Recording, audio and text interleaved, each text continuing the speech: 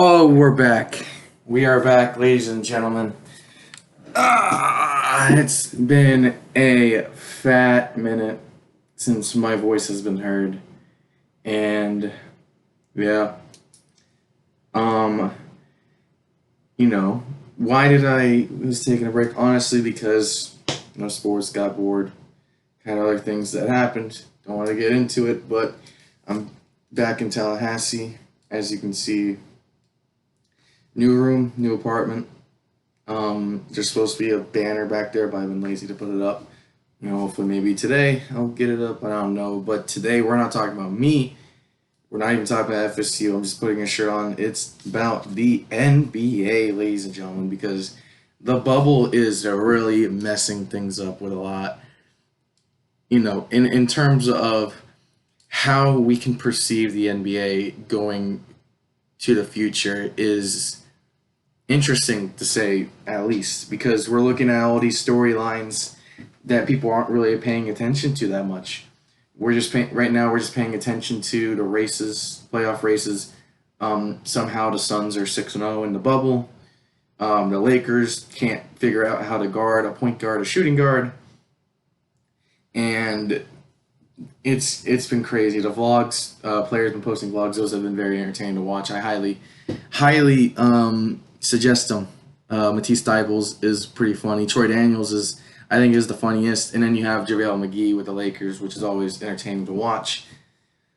But the bubble is a very interesting concept that is, first off, is working. In terms, we have 0 cases in the bubble. But cases is not the least thing I'm worrying about. Right now, this is a huge point in the NBA. This is the turning point that the NBA is going to go, because if you do not know, I stated that the 2020-2021 season, which is next year, the next season, I've been more excited for that season than this year. Mostly due to the fact that we get a healthy Golden State Warriors team, we get a healthy Brooklyn Nets team, which will bring in 2 huge teams that I'm sure will be well highly ranked in their respective conferences. But due to coronavirus being delayed, now we're probably going to have a lockout season. And going back to, God, what year was it? 2010 season? No. It's 2012, if I'm not mistaken.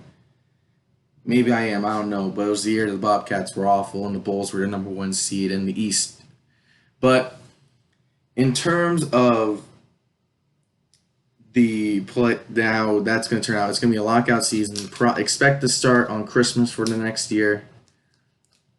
There's been rumors on bubbles and no bubbles, and I'm suggesting bubble because the MLB is proving to why a sports league needs a bubble to be able to be successful and to have no cases. The NHL is doing the exact same thing in Canada, and they're doing a phenomenal job. They have 0 cases as well. And what we're bringing into next year is the drama that we're looking at this year. And there's drama all across the league, but we're going to talk one player today. One player today, Giannis Antetokounmpo. Your reigning MVP, most likely to be back-to-back MVP, most likely to be Defensive Player of the Year, maybe a champion, maybe an NBA champion, maybe a Finals MVP. We must see. The Milwaukee Bucks is definitely a team built to win the championship this year. You have the star, you have the second guy, and Chris Middleton. You have players like Eric Bledsoe and George Hill, who have been really great additions at the point guard. You have the Splash Mountain, Brook Lopez. You have his brother, Robin. Ersan Ilyasova is a good bench player. Pat Connaughton. White man can't jump. And then we also have Dante DiVincenzo, who has really stepped up this year. So the Bucks, they have a team to be successful and to win a championship with Giannis. But I do not think the Milwaukee Bucks is going to win a championship this year. And I can even throw in the argument that the Bucks won't even make it out of the East. When you talk about Milwaukee, you think of Giannis. Giannis has the rest of this bubble, and then he has next year's contract. He's got next year, and then he's a free agent. This is the turning point for the league. Is can the Bucks get to the NBA Finals? And my argument, if the Bucks win the East and they do not get swept in the finals, you're probably going to keep Giannis. You'll probably be able to keep Giannis. However, if the Bucks do not make it to the NBA Finals, they do not win the East, I would start proposing the idea for the Milwaukee Bucks. And you all people are gonna you all make me sound crazy, but I do not care. The Bucks, if they don't make it to the finals in the bubble, they should be thinking about trading away Giannis. I know, stupid. I know. In fact, I'm going to take it to the next level. I can also guess what team the Bucks would most likely trade Giannis to. And it's everyone's favorite team, the Golden State Warriors. If you do not know, and it's a huge, and why am I thinking this way? Very simple. I don't think the Bucks are going to make it to the finals, and the Golden State Warriors have assets to get Giannis. But when you think about it, it's not a crazy thing to think about. The Milwaukee Bucks actually trading Giannis Antetokounmpo. It's not a crazy thing, when you really think about and sit. I would rather trade away a guy that I know is walking. I know he's not going to sign back to Milwaukee. Even though Bucks will be offering him a super max, he will not be coming back. I would consider trading him to get assets for the future. The best place for Giannis to be traded for both parties is the Golden State Warriors. I do not like Golden State. I do not like Golden State. Trust me. You get tired of watching the super teams dominate, man, and that's what happened. KD truly made me hate them. And then you get a healthy Clay, a healthy Steph, and then you just add Giannis to the mix. And you hit what you consider the Warriors can do. The Golden State Warriors may get the first overall pick this year. They may get the first overall pick. We are less than 2 weeks. We are exactly 2 weeks from the NBA draft lottery.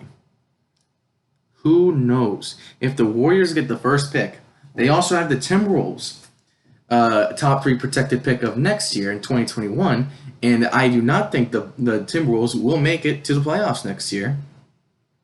Even though I love the D'Angelo Russell and Cat duo, I don't think they're going to make it to the playoffs next year in that strong Western Conference.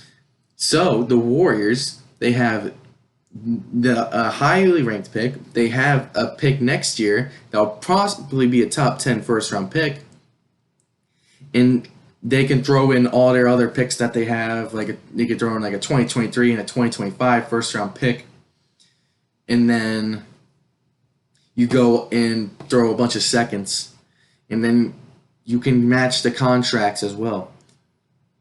I'm saying this right now. You can put me on it.